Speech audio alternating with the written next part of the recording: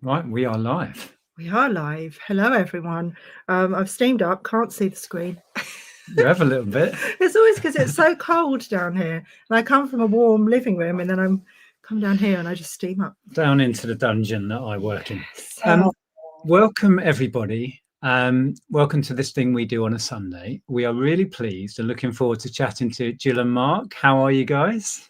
Good, thank you. Yeah, we're good. We're excited. Excellent. Now I'm looking forward to getting to know you two a bit. I've seen you on the screen when Andrea, what you tend to watch the channel a lot. So I've seen the faces, but I feel like this is a brand new meeting, so I'm going to get to know you a little bit. Amazing. That's true. It's like you're some kind of god to us. so real. Don't go with that. You're selling gods. When Andrea asked if we wanted to come on, I was like, what? What? Are you sure you've got the right people? Well, we just heard about our entire unorganizedness before we went live. So, yes. Do you want to quickly see what's behind you here? Oh my God. That's what I've been working on today. There's about 1,000 CDs. So yeah, you're currently in the middle of chaos. You're going to put Mark off, Nick, at this rate. You know, he has just joined this business, so be careful. Yours doesn't have to be as chaotic as this. Don't do what we do. So we're just going to say a few hellos in the chat. If you are watching us live, please join in the side chat. Say hello. If we can get to questions, we will as we go. Let's say a few hellos whilst people are joining us. The numbers are going up. There's about, what have we got? 110 in. Welcome, everybody. So hi, Joy. There's our good friend Lainey. Good to see you. Looking forward to this one. Good. Sharon. Can you do that? I just need to drink a drink. Sharon says, evening from Athens, Greece. I hope everything is well with everyone. Warm and cozy. Heard about the temperature drop and snowfall. White coverage always makes everywhere look magical. Have you had snow? Not here, but our parents have, and our daughter in York did have snow as well. Yeah. Lots of our family did, but we haven't had it here in Kent. They have in Leeds, haven't they? I don't know if they had it in Leeds. Yeah, I think so. Yeah, it has to be Yorkshire. Yeah. Pure Vintage, welcome. Ross, hello. My voice is just about recovered from Tuesday. What happened? Scotland. Oh, of course. Yes. Yeah. Congratulations, every Scottish person alive. Well done. See, Harper, you are very welcome. It's David. We'll say a few more hellos and then we will crack on. See Blaney, welcome. There's Sharon Island. Good to see you, Sharon. Really looking forward to this. Really looking forward to this. Been following Gill from the beginning. Awesome. Okay. Right, I am going to whiz down. Apologies, I can't say hi to everyone. We'll be here all night. If I can get to the end, there we go. Right. Yeah. Oh, Doug and Tony said, evening, everyone.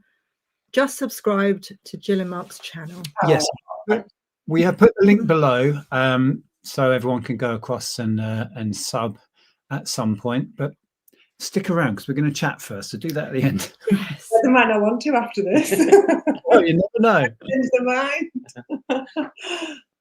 So, yeah, welcome and thank you for joining us because, I know you've felt a little bit nervous about it, and also you've got a heck of a lot going on with a house move and bit of a stressful time for you both. Yeah, it's been a long one. It's been a long one. Supposed to be moving on Friday. Haven't exchanged contracts yet, so the next couple of days, if we get the exchange, we'll be good to go Friday. But it's been going on for 6 months, so it's been a little bit. Well, we're ready. Let's just put it that way. Definitely ready because kind of the business goes on hold. You'll know. You guys moved not too long ago, so everything just feels a bit stagnant when you're stuck. Like that. It is a lot. We down tools for quite a while this time. We had a good couple of months off. And we took that time off YouTube as well, and we really needed it. We were just shattered after the move. So yeah, give yourselves time after the move as well to get settled in, and don't put pressure on yourselves. No. So I was just going to ask you if you wanted to introduce yourselves and talk a little bit about how you got where you are now. And really, I thought I'd start with Gill actually and ask about your background and what's led up to you starting to resell. Finding myself here in this world, like, how has this happened? Right, so honestly, thank you for having us. We really, really appreciate it. It is so lovely to meet you, and we have watched you for a long time, so it does feel really nice to be here. And how did I end up here? Well, really, my brother has been a reseller for a long time. He started when eBay was kind of in its infancy. He sold a few Man United programs. He's a United fan, and a couple of football shirts, and suddenly was like, this is quite fun, and decided he was going to give up his career. You know, he was like a Durham Uni graduate, science, all of that stuff, and my mum and dad were like, what? You're going to step away and sell football shirts? And he did, and he's always, as long as I can remember, really, that's what he's been doing. And I was a teacher. I just went into teaching from my degree, and secondary school, worked my way up, and was a deputy head teacher for a number of years in high schools. And you know, we used to joke as a family. My dad would say, "Oh, your brother needs help," because his business like grew really quickly, and he needed help. But I used to like laugh it off and say, I'm not going to help him sell all the tat. You know, and if I was having a moan about teaching, my dad would be like, well, go and help your brother. What are you moaning about? He's done all right. And I just couldn't see the attraction at all.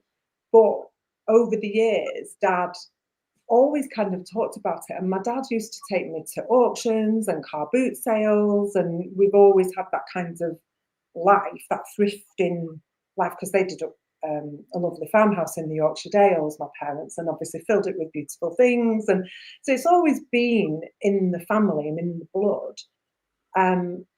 But the next kind of really important part was in 2015, I had a heart attack when I was in my job as a deputy head, and I was only 43 at the time.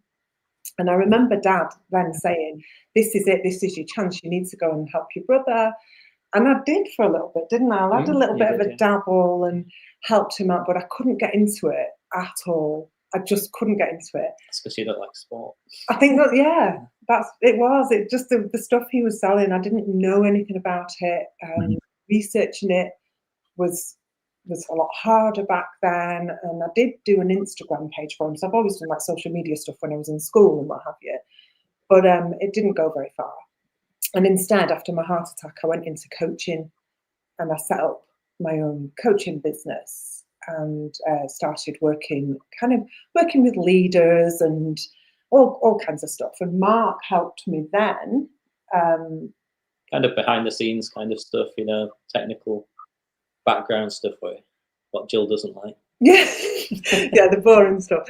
So he was like kind of with me building that first business, really.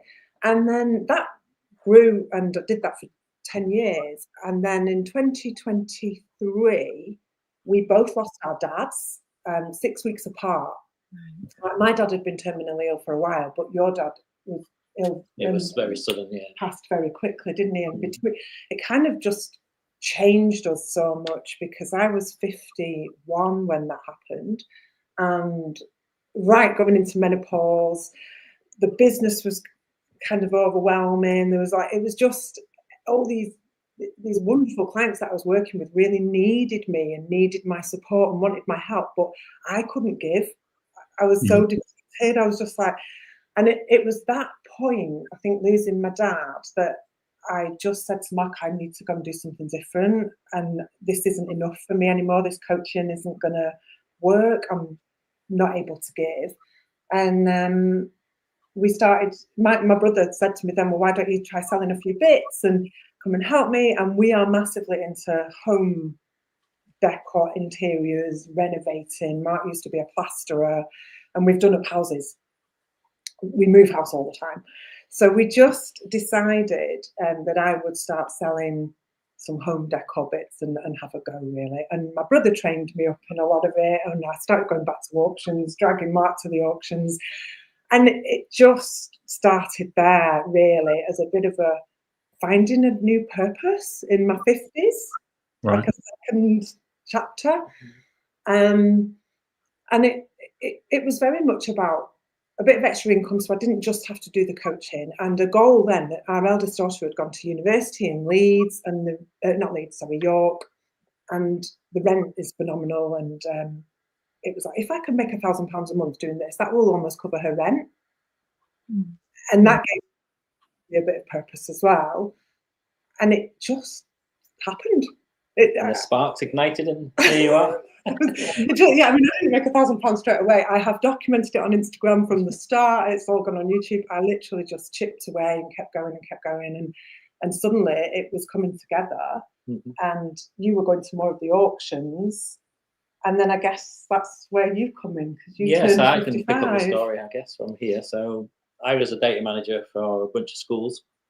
Did that for 15, 20 years. And so because Gill had built this up in the background, and obviously the life kind of occurrences, what had just happened, it kind of flipped our mindset that we needed to do something that we both love and together. And Jill was at that stage where she was doing really well, but she couldn't handle it by herself.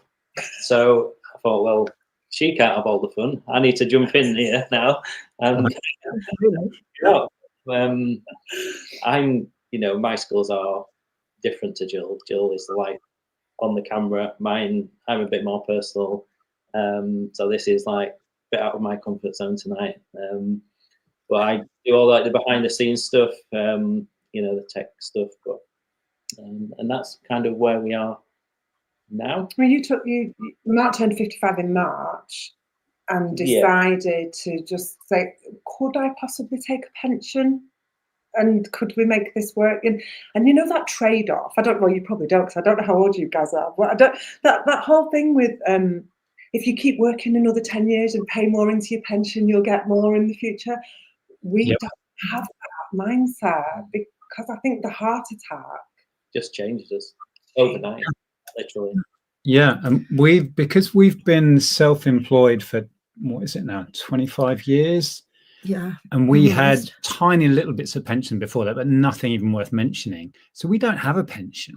So we look at everything differently, and we put all our money into the property, and have kind of, never thought about pension in that way. Yeah. So that's never really tied us down, or But interestingly, thanks for sharing your story. It's fascinating to hear how people get into this crazy world we're in. And the thing that really struck a chord with me was the fact you lost your fathers, and that changed you.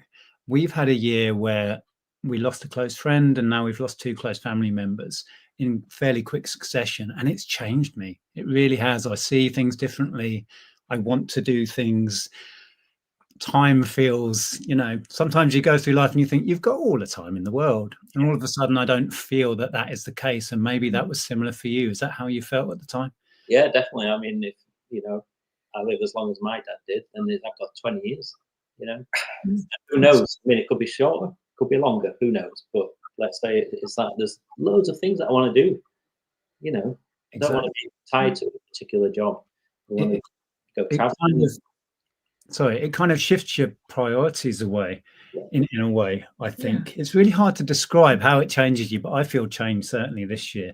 And interestingly, you were talking about what your strengths are, Mark, and playing to your strengths is something we had to learn to do over the years. Right. I have things I'm very good at and things I really can't cope with. And so we try and play to our strengths and divide up the chores. And it sounds like you've actually done that already. I think we did. I think when I first started my coaching business, that became really apparent really quickly, because I've always been a teacher. So for me to get on social media just didn't feel difficult. It comes natural to you, doesn't it? Yeah, I used to do assembly to like 280 year 11 kids who were, so it just was really, that's like my fun bit. I love the coaching, the teaching, the socials, the creative stuff. I almost, people often message me on Instagram and say, how do you keep going? Well, to me, it's just like little lesson plans. I just plan out my social media, and it just comes really naturally. Whereas, and that happened in the coaching business. So for this, it's been a bit of a natural transition, and now, Mark coming in, I've said to Mark, you know, you need to come and join me on this YouTube channel, and you need to come and join me on Instagram, and so this is the first step. Yeah. Yeah. Well, not quite. I've seen you in a couple of vlogs. Yeah, you've done. You've popped up, and I took his photo on a lot. Sorry, Nick. We met up with friends yesterday, Tom and Terry, who are really big thrifters, and they started a channel. And Terry always thought, I'm just going to be behind. Yeah. And he's slowly but surely crept in front of the camera. Now he loves it. Right. And it was Tom who kind of introduced him to that. And I started the channel on my own. And the thought, I think, terrified you initially. And you were kind of, I'm doing that over there. But that was your thing. And then people kept asking about, you know, I don't know, people kept talking about me and asking about, you know, what I did in the business and whatever. So we did like a Q&A once. And then, I don't know, it just sort of slowly happened after that, didn't it? Yeah, and I used to do these chats with different reseller friends, and I had a show with a chap called Zahir, and then slowly but surely you kind of replaced Zahir longer term, and and then at some point just decided to start my own channel. But it is not a natural thing for most people. It wasn't for me, for sure. I know exactly how you feel, Mark. It's not necessarily comfortable, but you do get into it. I think most people find their stride eventually. Yeah, and Mark's really good at, like, he's the spreadsheet king. He literally, like last year, it was like my spreadsheet was all sorted, the finances, and that's good, because without Mark having that eye for detail, we wouldn't have been able this summer for him to go, actually, no, we can do this. Right. I can see it's working. I can see that you're making money. It's time. And I was a bit like, can I give up coaching? And can I, like, because I was working with some schools, and can I let them know that I'm not going back in September? And that was big. And Mark was like, yeah, do it. You've got to do these things, haven't you? Otherwise, you'll never do it. Yeah, and we're not like, it sounds like we're like really flush. We're not. It's actually more. We've got this mindset from the heart attack. Really, when I had the heart attack, Mark worked 3 jobs, so I didn't go back to school, and he gave me time to recover. Was absolutely amazing. But it was always this: what's the worst thing that can happen? Like, what is the worst thing that can happen? You've survived this. You've been gifted another chance. Yeah, I'll work these jobs, we'll do it. Go and set up your own business. You're not going back into schools. That's what Mark said. And I was like, okay. And then that just grew. And now it's the same again. Okay, we're doing this. But if it all goes wrong, you just drive for Amazon. It's not like that. I was looking to see what he was going to say. But it is grappling with that fear and asking yourself that very question: what's the worst that can happen? And feel the fear and do it anyway. All those cliches. They're so important, and we've grappled with that over the years, taking the plunge, leaving both of our jobs. I was a police officer. I worked for Amazon. Andrea did work for Amazon.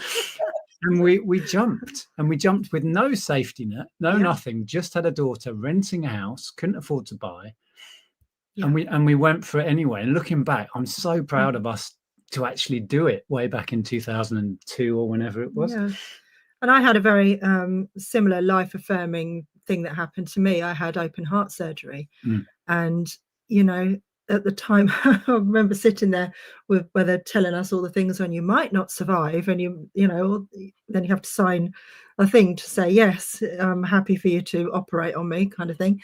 And I remember thinking at the time that if I survive this, if I do this, I had a list of things that I was going to do. And I think I did all of them at the time, but it really does change your mindset, because you start to see life in a different way. You start to think that I think when you're younger, you have an idea that you've got forever, but then when things like that happen, you know, it really. Yeah, you realise it's a privilege. It's a privilege to be here. Yes. And then, as we said earlier, when you lose people close to you, that is then focuses you again in a different way. Definitely. Yeah, for sure. That's worth just adding there. That there's 2 things I want to say. I saw something today about stress, and it was saying that longevity now, they actually have made a direct link more with stress rather than with diet and alcohol and smoking, which obviously those things are still going to have an impact. But the thing about working another 10 years in your job to top up your pension and keep going because we're going to have all this stability in 10 years' time, the actual studies now are suggesting that the amount of stress that you can put your body under by doing that when you're in your 50s and 60s and actually want to be winded down a little bit is counterproductive. And actually, a lot of people then don't get to benefit from that extra money because they get poorly or whatever. And we just felt really strongly that we didn't want to be like that, didn't we? And we just thought, no. And then the second thing I was going to say, I've forgotten. This happens quite a lot. It'll come to me. It's very hard to keep that thought when you're listening to someone, isn't it? I've got, I train of thought all the time. Oh, I remembered. Sorry. Go on. It was about my dad, and the name True North Vintage comes from the fact that my dad, I believe, when he passed away in 2023, he would have loved that I'm doing this now. He would have loved it, and to me, he's like my North Star, guiding me. Very, very cheesy that I have a little star on my wrist now, but that's my anchor that I look at when I'm struggling and I think, is this worth it? Am I doing the right thing? I look at that and it's like, it's so the right thing. Like, he's with me, he's believing in us, he wants us to do it. Your dad would have been exactly the same. And together we're like, we're on our north path, like our true north is this. Yeah. Really that's really cool. I love having an actual physical symbol to look at when you're questioning whatever it is you're going through. Yeah, that's great. Yeah. That's I just want to dip in the chat because there was some really interesting comments coming in. I just saw Ross mentioning there. I definitely see life very differently, particularly working for someone else after a few deaths. My best friend at work died at 56. He talked about retirement and his pension, exactly what we were going back to. What's the point in building the pot if maybe you're not going to survive to benefit from it? I know that sounds dark, but it is a reality. Yeah. And I'm totally with you on the stress thing. Stress affects me in all sorts of crazy ways, physically and mentally. So removing 90% of the stress out of my life 20 years ago has probably added 20 years to my life. Who knows, right? One hopes. Yeah. 20 more years in the tack cave, Nick. Exactly. Yeah. Let's see what other comments. Did you see something you wanted to highlight, Andrew? Well, Lainey's got a question, but there was actually, I'll go to Lainey first. Do you think having a YouTube channel has improved your confidence? I never thought I'd ever do it, but it has had a huge boost to my confidence. Is that a question for us or for you? Well, for me, it's the first one. So I'm a fairly quiet guy, you know, unassuming. So it is, hopefully, it will bring out my confidence. But, you know, Lainey, I guess it's just you've got to do it and carry on and see that you're doing well. So congratulations. Yeah, Lainey's the lady who organised the YouTube charity thing. Oh, right. Yeah. So that was really cool. And for me, I guess it's improved my confidence as a reseller because I've never tried to. I had massive imposter syndrome when I started this because you're suddenly out there and you're on Instagram and everybody's sharing their wares and they're doing all this stuff. And I remember looking at it thinking, oh God, what am I doing here? And I was like ringing my brother all the time going, eBay return, what do I do? Vinted refund, how do I do it? You know, it's all this stuff was really happening. But I took the approach to actually document that. And that's how I just went onto Instagram and I was like, I'm a complete beginner and I'm doing this. And come with me. And I had a lot of other complete beginners join me and they're still in my audience now and they're absolutely lovely. They've come onto my YouTube, some of them are in my Facebook group, and it's just about really Well, you had done a lot of work with people, aren't you, about confidence, and you went into businesses and doing confidence, resilience, and that kind of thing. So it was actually putting your own words into practice. Oh yeah. Yeah, isn't that great? Having to take your own advice kind of thing. I wanted to actually ask you about that. Being as you're from a teaching background and then went into coaching, I see now that you have your own Facebook group and you do mentorship and you have your own course that people can sign up to. And I wondered if that was just a natural progression because that's your strength. So that that's your talent, that's your strength, and you've kind of brought that with you. Would you say that's right? It's a really good question, because that's the bit that feels really natural, obviously, for me to go and do a course, and a Facebook group is like my comfort zone. But to do a course in this isn't so much of a comfort zone. So I came at it very much from a point of building confidence and self-belief, and those are the things that I do coach. And it was able to really, I think I was getting that many messages on Instagram from other beginners saying, what's next? How do I do this? How have you got this far? Oh my goodness, you've given up and you're going full time. I want that. But I thought, right, there's a whole group of people like me who followed me, but have still perhaps not quite found the way with this. And so I created a small course. It's not really a course, it's a little challenge, 14 days, simple steps with a bunch of self-belief and confidence coaching thrown in, some workshops on that, and put it out there. And I had 65 people, I think, signed up that week for that, which was just like thumbs up again. And I can see, I think that will probably grow for us now that Mark's come on board with this, because I also really need variety. Yeah. And I think if I was just listing and selling all day, I would have probably got bored. I think that what you coach, it's relevant to any business, and you know, anybody who's starting a business, it doesn't have to be reselling, it can be anything, can't it? So it's, yeah. I think sometimes people just need someone to say, yes, it's possible. Yes, this is possible to do. And yes, you can, because we don't really feel we're teaching, but so many people have just watched and gone, oh, they're actually selling stuff, secondhand bits and bobs online, and they've been doing it for 20 years and earning a living. Yeah. And that's all sometimes people need, is the encouragement to give it a go. The belief that someone else is doing it, therefore I can. Yes. Sometimes people just need a nudge sometimes in the right direction. Yeah. It's so powerful, it really is. And the interesting thing is, we've always said we're just sharing what we're doing. We're not teaching, we're not telling anybody how to do something. We're always just sharing what we do, and if that inspires someone else, then that's amazing. Yeah, interesting. That's kind of your comfort, your go-to, Jill. Like I teach, and I have done, so that's, you naturally see that. I don't see myself as a teacher. I get imposter syndrome if I think I'm telling someone how to do it. So I have to say, this is what I do, you do you, right?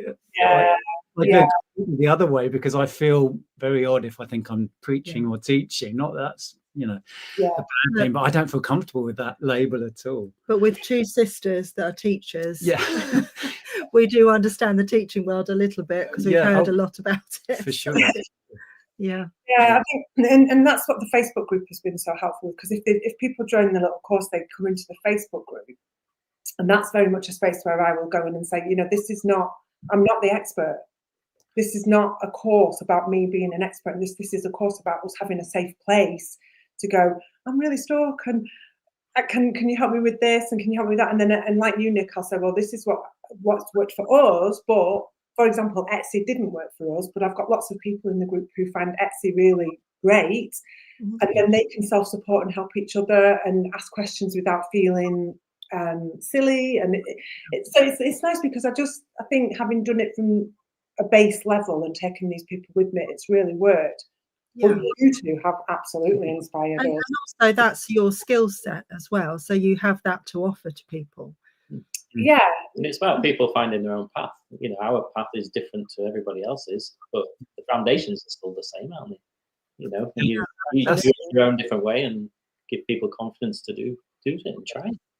That is really our mindset with the channel. That's exactly where we're coming from. I say over and over again that reselling is not a one size fits all. It can be anything that you need it to be. You can make reselling fit your lifestyle.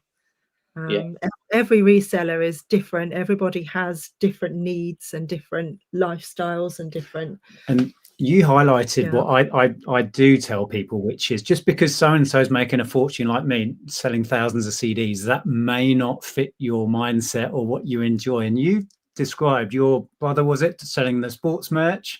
Yeah. You were never going to be that person, right? But you found your thing and took off. Yeah, that is so true, and that is something that does come up in my group a lot. I'll say, please don't copy what I've done, and don't copy other people, because we've just kind of fallen into what we love to sell through our experiences and our own home and our own tastes as well. Yeah. And it's been, I do see.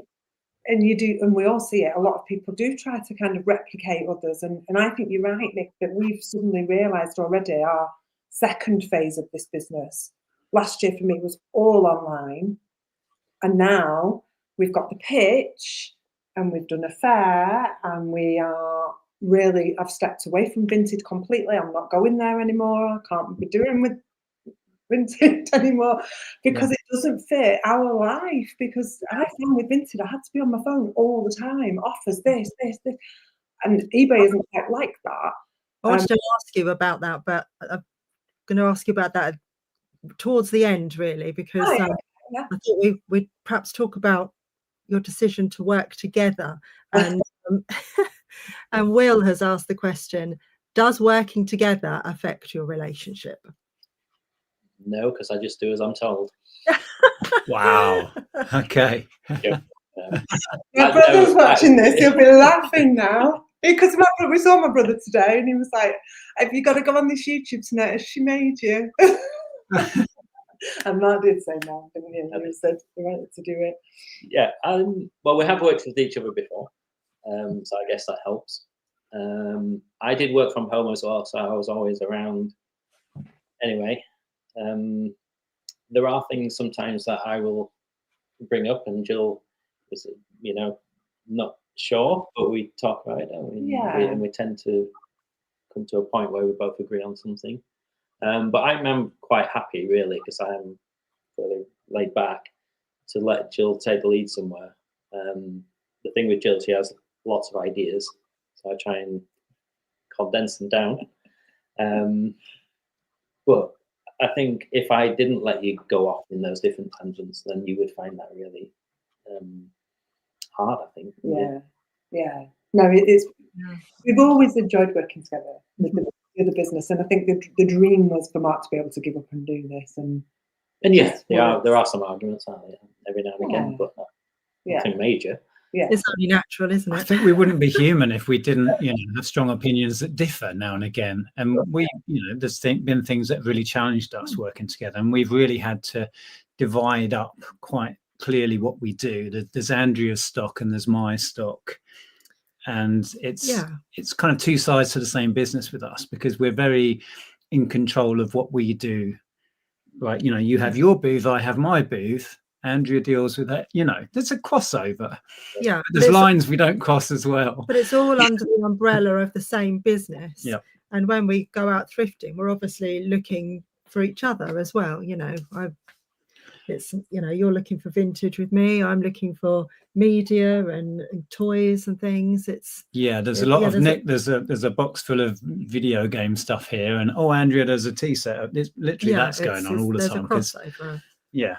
But we also we teach each other a lot about what we do, so that happens. Yeah. I know lots of random things about ceramics I never dreamt of learning. So I can spot the bargains sometimes now. Yeah. Sharon asks, do you both look for the same style or niche when you go thrifting? I guess we do at the moment, don't we? Yeah. Yeah. I guess if this develops more, I would kind of look at different things, but at the moment we just do this kind of home stuff, don't we? And whatever we fancy, because we've got similar tastes, haven't we, for our house. So I guess it's just buying things that we would like, really. So is it a conscious decision that you are trying to kind of curate what it is you buy and sell? Is that a conscious thing that you've done, or is it just you followed your taste and that was it? I guess when I started, I was very much testing what sold, right? But based on what I like, and because I don't like selling so much the ceramics and the porcelain and the pottery and things. I like studio pottery if it's really unique, like one-off, really chunky studio pottery. But I'm not a chintzy willow plates or anything. So it was kind of easy for me. I just discount all that and leave that for everybody else, and then I go and see what else I can find. And it's a lot of like wood and warm metals, artwork, textiles. Those things are really my bag. And I'd bring things home, and Mark would go, "Oh, I love that," and he could see what was happening. And it's things we would probably, not always have in our own home, but when we got the pitch, that's when you really kind of came in on that. At the time Mark retired, we got our pitch, and you've just run with it, and that's what you look for. He does car boots and auctions. I like stuff. Kind of rustic furniture, that kind of stuff. So now we've got the pitch.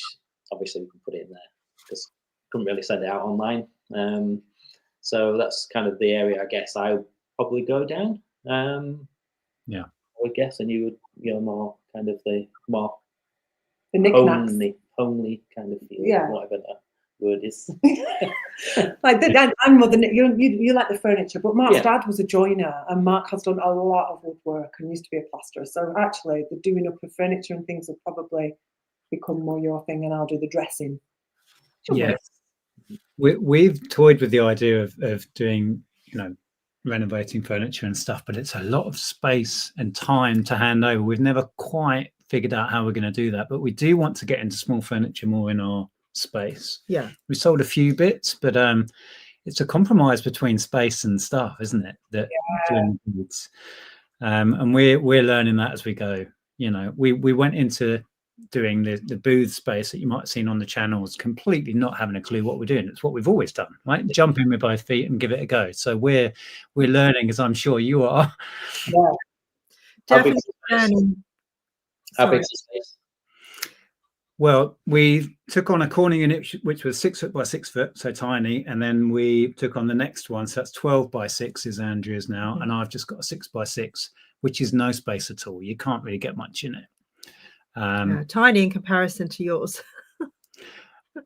Yeah, I guess we're lucky then. We've got a lot of space that we can kind of fill it with furniture, can't we? Yeah, if we didn't do furniture, I think we'd struggle. Yeah. Need a lot of stock. I think that was another moment of just pure divine intervention, if you believe in that kind of thing. Yeah, because it was actually the anniversary of the day your dad died that we got the call about the pitch. But they rang and they were like, "But we've only got a big one."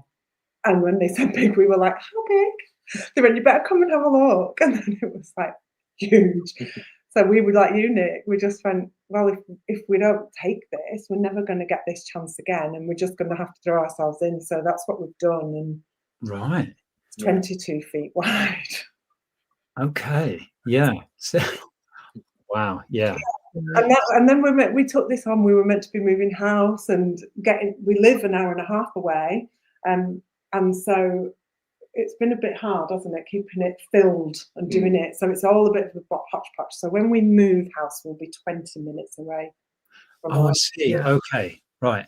So I was thinking that's a long way to go to take your stock backwards and forwards. Yeah. So it's been a bit ad hoc at the moment. So I've just seen that comment. The fact somebody thinks it's lovely, I go in and think it's terrible. So I'm like, it reminded me that I'd seen that comment from Leslie earlier. That's so nice. Thank you. Earlier. So Harrison's is the place where they have the booths, is it then? Yeah, that's in Fernsco, which is near Rotherham. There's got one there as well. Oh, the same place as Angela's. Oh, we're going to have to go up and have a look at some point. Yeah, it's Yorkshire's biggest antiques and auction centre. They do live auctions as well. They had one all weekend, so it's definitely worth the trip. I highlighted another one earlier, but Nick's scrolling. But I think Sharon asked about your best find, your most recent best find. Most recent, probably the print. Or your best find. I can't remember what it says now because Nick's scrolling through it. I can't see the comment. No, it's right down the bottom. Yeah. No, the peacocks. The peacocks. Sconces, they were nice. Yeah. What has been your most exciting find or your best flip so far? Those peacocks were amazing, weren't they? We only found them at a car boot at the end of the season. 2 huge metal peacocks that were possibly handles on a very beautiful big old door somewhere, or some sconces. And yeah, they were an absolute bargain. And then we sold them at Harrison's last week, actually, and we were really pleased. So, yeah. And the guy on the store was like, take them, what are they? Like, really? Do you mind telling me what you paid on those? About £5. Yeah. And we sold them for, we probably could have sold them for more. We accepted 95. So it wasn't like thousands, but. No, that's awesome. Yeah. That's what you need. Yeah. Yeah, I'd have probably snapped those up in a heartbeat. They sound great. Yeah. And Lainey says, I really think it will boost your confidence being online, Mark. Thank you. I hope so. Yeah, it's the more you do it, the easier it becomes, I guess, isn't it? So yeah, definitely. I mean, you should see some of Nick's early videos, like God. Rabbit in the headlights. Yeah. Yeah, absolutely. Me too, to be honest.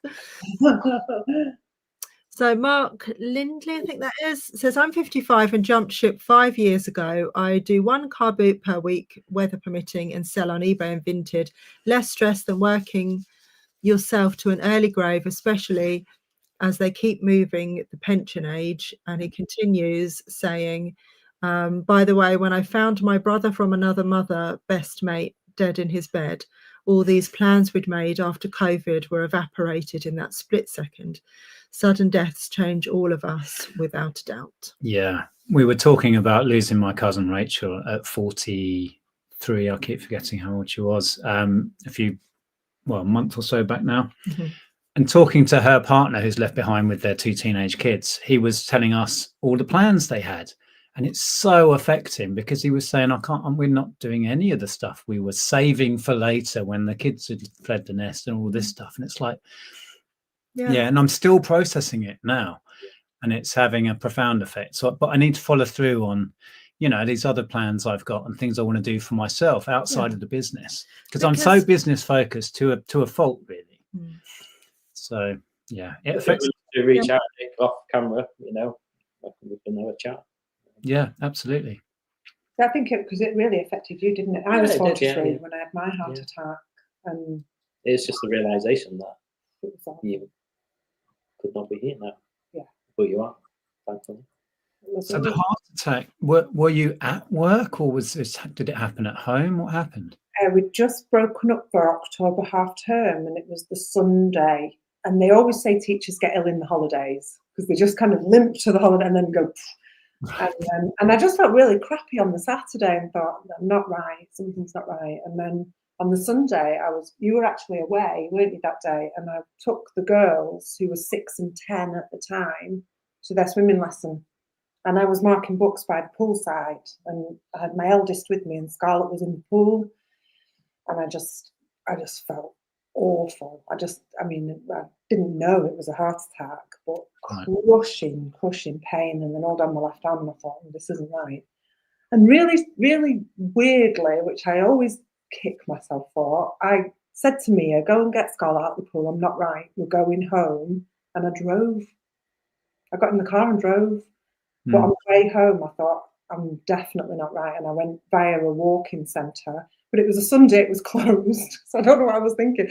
And I just rang the doorbell and hammered. I was like, I'm having chest pains, I'm not right. And somebody in the building opened the doors, and within minutes I was in an ambulance. So that was kind of, and I found out later, I think it's like 8 hours later you find out after all the blood tests, but I woke up like in critical care.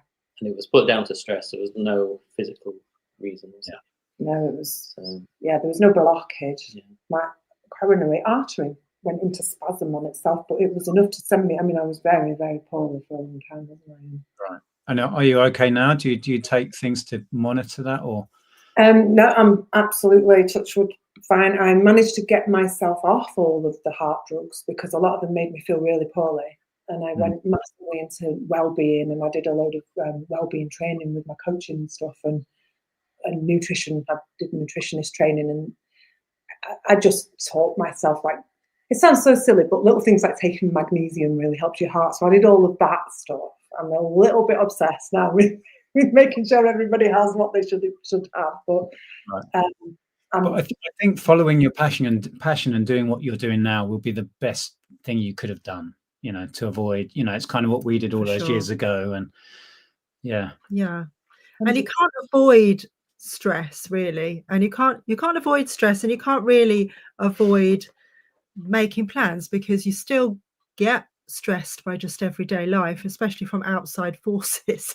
Yeah. And also you have to make plans for the future. Yeah. Because that's just life. So that leads me on to Vinted. Oh. Talking of stress. Oh, my rants. Yeah. So you've recently walked away from Vinted because they weren't really treating you very well, were they? Let's put it that way. Do you want to explain? Yeah. So I was asked to go Vinted Pro. They started taking my listings down in around July, so I'd been going for 12 months. And I have no problem with going Vinted Pro. I wasn't trying to avoid anything, but what I was doing was learning as I went along how Vinted worked. And as I got better, I mean, I only had about 100 listings on there, but they started to take my listings down, and I'd not gone to Pro because there was so much fuss about it and so many people having awful experiences with it. My mindset was just keep going, and when they catch up with me, I'll convert. And then they caught up with me and I converted, but it took 6 weeks the first time to get through the process, because I had to clear all my store, wait for all my orders to complete, send all the stuff in. It kept getting rejected. I watched so many YouTubes, your friends, Kabu, Chris, and Kevin, and is there Kevin, and all these people who'd done great YouTubes telling you how to do it. I followed all that, still got knocked back. And then finally they let me in September, just as Mark joined the business. So there I got Vinted Pro. Off I went again on my merry way.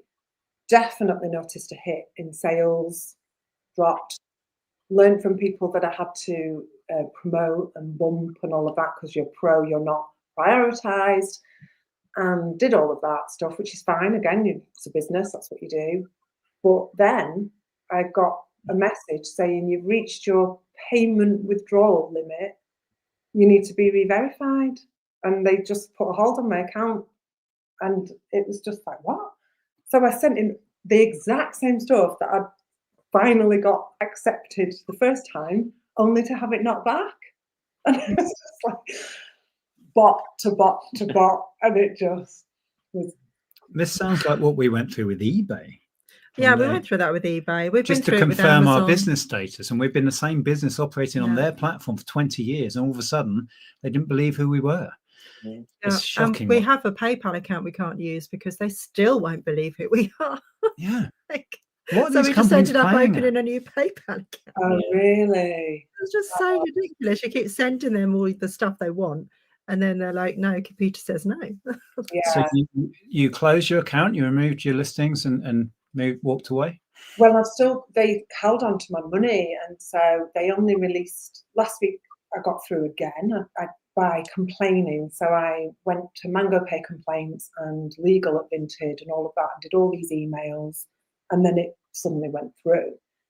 But I've still got pending orders, because you're pro, your orders penned, don't they, for like 14 days. So they were all frozen and sat there. So when I finally do get all of my money, which is now coming in drips, right, I'm done. I'm just done. We don't want to put our eggs in that basket, because it's just, you're at the whim of and Vinted, I think, is definitely temperamental in that regard. And so we just feel really strongly that we enjoyed the fair. We've booked out for lots more fairs next year. We've got the pitch, and we're doing our own website now. And in the background, I was looking at how many views and things the actual items were getting. And when we were on Pro, we actually got less views and likes of the products, which, even with bumps. Yeah, even with bumps. So it was like, well, we're spending this money, but we're actually not really getting a return for our time. So it was like, right, yeah. But they say they don't prioritize pro sellers, do they? That's right. Yeah, it's in the T&Cs. So I don't know what company would design that system, because if you want a pro seller, they'll be selling more, won't they? Surely, I don't know. I've been talking about getting onto Vinted, and people have recommended it for so long, and 2-3 years later, I still haven't bothered, and I don't think I will. You know, I hear stories. It's not only just, you know, from you guys. I'm just eBay through and through. I really am. Yeah. So is the plan then to go face to face, booth and fairs? Are you going to do any online, or is that what the website's going to be for you guys? So definitely, because our pitch is so big, we can put more energy into that. The online, I do loads on Facebook Marketplace.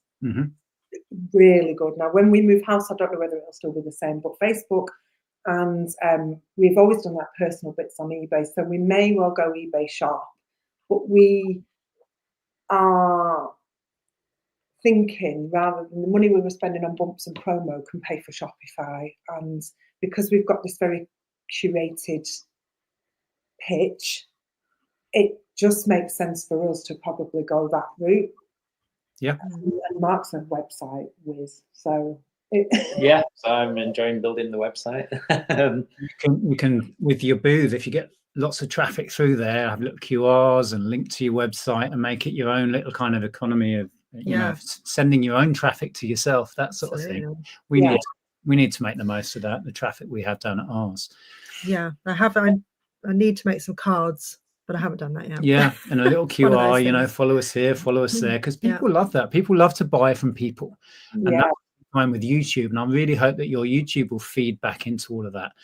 Just the little touch we made of leaving a visitor's book has been such a hit. We've now had, I don't know, 30 odd people that we know have been there because they've left us a message. Yeah. The same people that follow us on YouTube and were going down to visit our booth because they know us. Yeah. So powerful, the word of mouth thing. Yeah. I loved your visitor book, because I actually messaged Andrew and said, can I steal that idea? I love that idea. And we do have them. We've not put it out yet. And interestingly, when we show things on a video in the booth, we get people saying, oh, I'd really love that. Can you let me know more about it? And I've sold, you know, several things from the booth online. I meant to go down today to pick up a couple of bits for somebody. Oh, right. But what I love about what we do is the unexpected. We sell a lot of stuff through our YouTube. When we show a haul, we get sales from that. We're getting sales through our YouTube from our booth, which we could have never imagined that was going to be a thing. So it's creating, you know, saying yes to doing YouTube, to coming on here, to doing all these little things opens the doors you don't even know exist. Because it's not intentional. I think if you go into it and say, that's what I'm going to do, and this is my intention for doing social media, for doing this, but just sharing what we do, you know, the intention is not to sell things, but it just happens and it's lovely. Yeah, the business has benefited in so many weird and wonderful ways from putting ourselves out there, and then people relate and want to help you out and support the business. It's fantastic. Yeah, I think as well for us, we really want to travel and do things. Like, we are retired, flexibly retired. Well, you can't just sit back and do nothing, can you? No. You know, but you've described all of these, you know, business ideas you're doing and setting up this, and then we are retired. Sound like a retirement. Real pension. So we do what we do love is we love setting up Harrison's, don't we? Shopping for the stuff there. I like doing websites. Vinted was making it harder.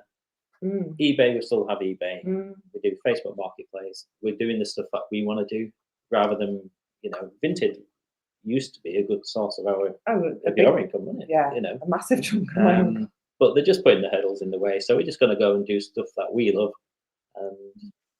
But they're shooting themselves in the foot, because they're losing some good sellers and they're losing revenue. Yeah. So we don't understand, because they were making really good money off us. So, you know, we were probably paying the bumps. But, and I mean, Ross has just highlighted, there's always somebody who will be having the opposite experience. You know, Ross says he's absolutely flying on Vinted, and there are many people that do, but you need to find what's right for you and what works for you. Going right back to the beginning when we started this chat, you know, it's not copy us, we're doing great. It's find what works for you, and that's exactly what you're doing. Porky said, he said, I got 380 in Vinted, now need verification. I have no photo ID. So last time I sent birth certificate and old driving license, and this time they won't accept them. Oh, I feel your pain, Porky. That's just, and it's so stressful. Yeah. Nothing stresses me more than computer says no and jumping through hoops. We've got a couple of things going on now which are just infuriating, right?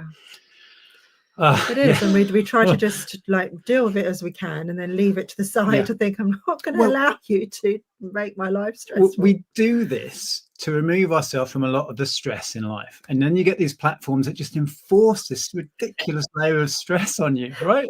Yeah, right, that's true. I mean, they don't need to do that. I mean, obviously, I get that you have to prove your ID, but when it, you know, you've been selling there for like your case with eBay 20 years or whatever, and you're the same people. It's like, you know, there must be an easier way. That's it. It's just become difficult, and I feel like and it was so successful for me.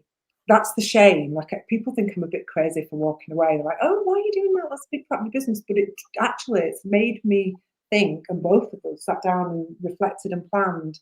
It probably isn't the right model anyway.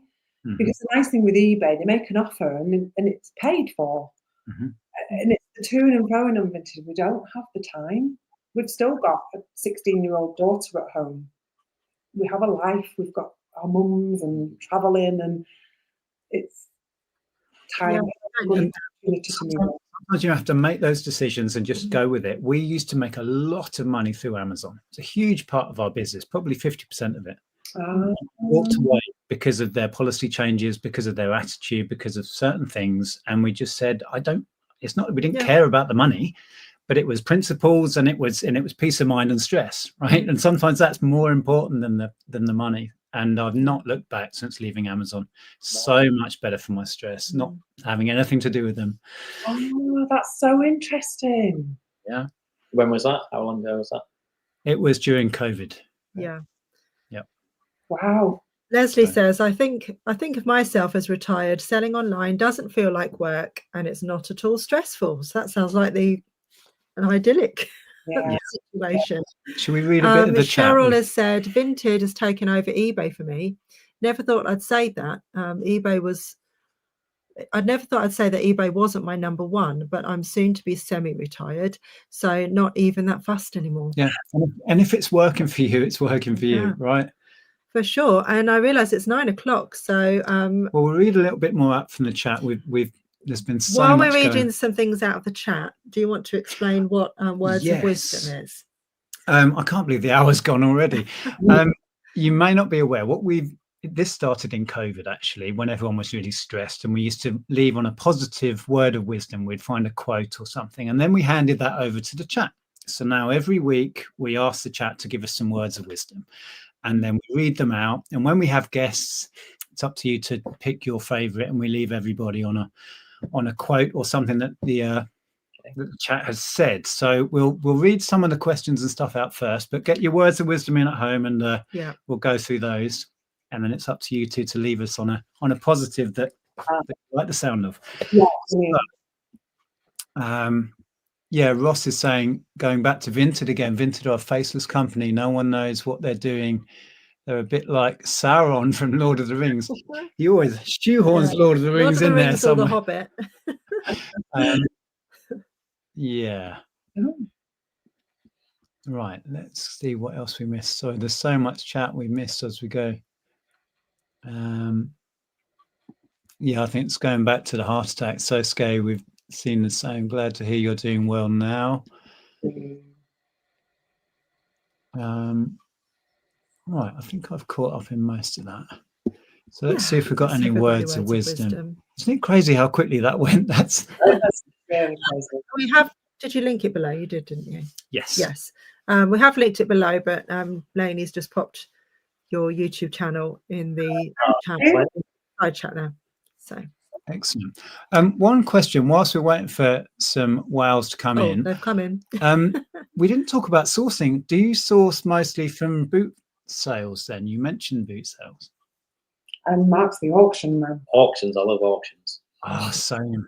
Yeah, we need to find a good auction down here. I don't know what it is about them. It's just so much fun. It's like, because you go there and you don't know really what you're going to see, and there's just wild and wacky, or Are you, anything in between. are you able to document that? Because we got in trouble filming an auction once. Well, I haven't so far. We do Sneaky sneaky little little things, but yeah. Yeah. Although we saw George Ross do a video in an auction house the other day. Yeah, it's tricky. They're a bit funny about that. But yeah, we need to get back into auction. Apparently there's a good one in Margate that we haven't managed to get to yet. Yeah. Right. Go on. Do you want to read out some of these? Sharon says, if you follow your passion and do what you love, it will never feel like work. Yes. Yeah, I agree with that, Sharon. Yeah. Flipping Ware said, it's the small steps, not the giant leaps, that bring the lasting change. I like that. That's good. And Will says, a river cuts through rock, not because of its power, but because of its persistence. Whoa. That's a North Star on that. Yeah, that's that when is you're nice. struggling and you, I like that. I like that. Never heard that, but that's so That's cool. so good, isn't it? Little 15 says, learn from yesterday, live for today, hope for tomorrow. This is so good. Anastasia's account, I think. Oh, is it? I believe so. Sharon says, and the day came when the risk to remain tight in a bud was more painful than the risk it took to blossom. Your views are amazing. They should go into schools and do year 11 assemblies. They would have been great for me when I was trying to write assemblies. Lainey says, if it costs you your peace, it's too expensive. Oh my goodness, these are getting to me. That's awesome. Everybody's resigning tomorrow, aren't they now? Ali says, try it. What's the best that can happen? Oh, the best that can happen. Hi, Ali. We were talking about stress from moving. Ali and Richard, oh my goodness, they went through the mill. It took them well over a year, didn't it? Yeah. To finally get moved. Oh. Cinema Music says, time flies even when you're not having fun. Interesting. And Porky says, follow your bliss and don't be afraid, and doors will open where you didn't know they were going to be.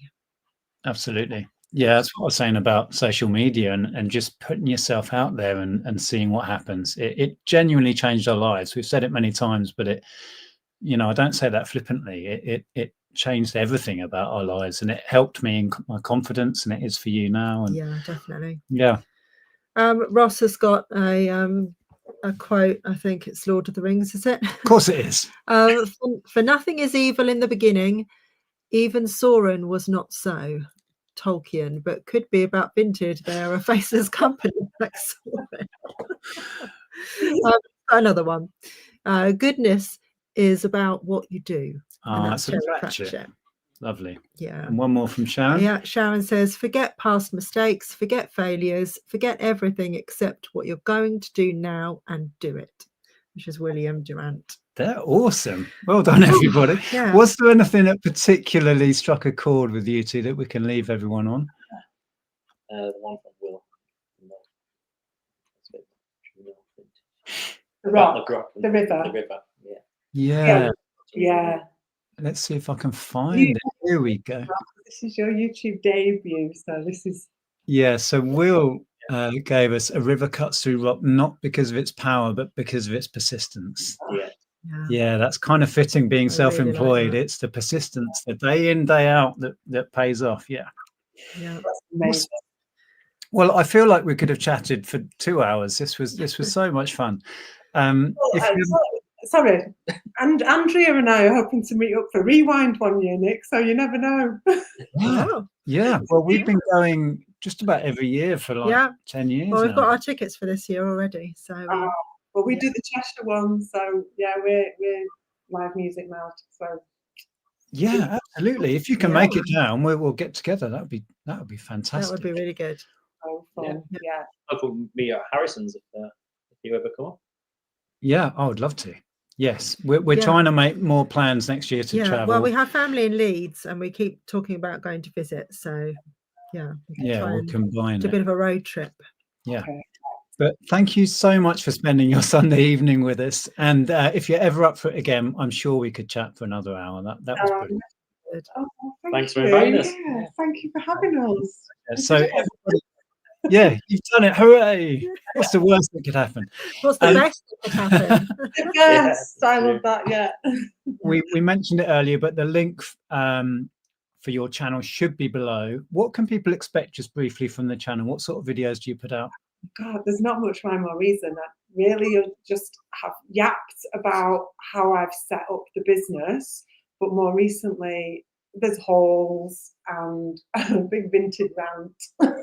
Me retiring, setting up the booth. People love a rant. My most popular videos are usually the rants. I did one the other day. What was I ranting about the other day? Can't even remember. There's another good one coming. Well, your latest one was the flea market you did, wasn't it? The vintage market. Oh yes, yeah, that's right. Yeah, we're just trying to document the journey, really. Yeah. Sounds cheesy, but it's kind of fun, isn't it? So that's what we enjoy. You know, we love to, and it's also, it'll be great for you two to look back on. I love dipping back into old videos and thinking, oh my God, what were we picking that up for? And what were we, right? It would be great for you in 10 years time to look back on. It really is great. Thank you. The link is below. If everyone can go over and just put Nick and Andrea sent us in the comments, just let us know you made it over there, and please sub while you're there. And it just remains to say thank you so much. Oh, thank you. Thank you for having us. It's been a pleasure. And thank you everyone who's commented and for your lovely words of wisdom. Please stroke the like button on the way out. I hate it when he says that. The algorithm loves it. And if you're watching after the fact, drop us a message down below and say hello. And we'll see you all again next week. Now, do we have somebody lined up for next week? I don't think we do. We'll have to work on that. It might just be us. Might just be us. Right. I think we're done. Okay. Thank you so much again. Right. Have a good week, everyone. Great to meet you. Take care. Bye. Bye. All right.